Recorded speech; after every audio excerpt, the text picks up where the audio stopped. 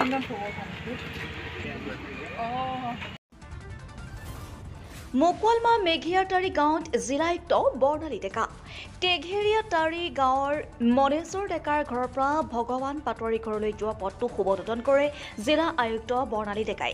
বৰ্ণালী ডেকাই পথটো শুভোদ্বোধন কৰাৰ লগতে একদম টেঘেৰিয়াটাৰী গাঁৱৰ জগন্নাথ মন্দিৰত ৰাইজৰ লগত মত বিনিময় কৰে। টেঘেৰিয়াটাৰী জগন্নাথ মন্দিৰ সমিতিয়ে জিলা আয়ুক্তক ফুলাম গামোচা জাপি আৰু এখনি শৰাইৰে সম্বৰ্ধনা জনায়।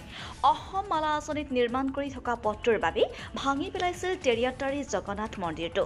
জগন্নাথ মন্দিৰটো বিভিন্ন আঁচনিৰ জৰিয়তে নিৰ্মাণ কৰাৰ বাবে আজি জিলা আয়ুক্ত বৰ্ণালী ডেকাক ৰাইজে অৱগত কৰে।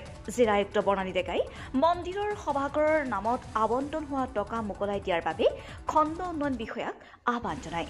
News desk report public TV Assam. আজি ইয়াতে উপস্থিত থাকিবলৈ পাই নথৈ আনন্দিত হৈছোঁ। মোৰ মনত আছে যে আপোনালোকে মোৰ গাঁৱৰ ঘৰলৈ আহিছিলে আৰু কৈছিলে আপোনালোকৰ অসুবিধাটো, আৰু বাৰিষাৰ কালো আছিলে সেইখিনি সময়ত। তাৰে মাজত আপোনালোকে কৈছিলে যে বৰষুণৰ মাজত মাটিতে নাম গাবলগীয়া হৈছে। সেইকাৰণে পাটোৱাৰী ডাঙৰীয়াই কোৱাৰ দৰেই প্ৰথম মাটিখিনিৰ আবণ্টনৰ কামটো চলি আছে, সেইটো অতি সোনকালে হৈ যাব। যিহেতু ইয়াতে অলৰেডি আছিলে আমাৰ ৰিপৰ্ট পাতি কোনো অসুবিধা হ'ব নালাগে বুলি মই ভাবিছোঁ। আৰু আমাৰ যিখিনি মানে প্ৰচিডিউৰেলি যিখিনি কৰণীয় আছিলে সেইখিনি কৰি থকা হৈছে। দ্বিতীয়তে 3 লাখ টকা সভাঘৰৰ কাৰণে ধৰি থোৱা আছে, সেইটো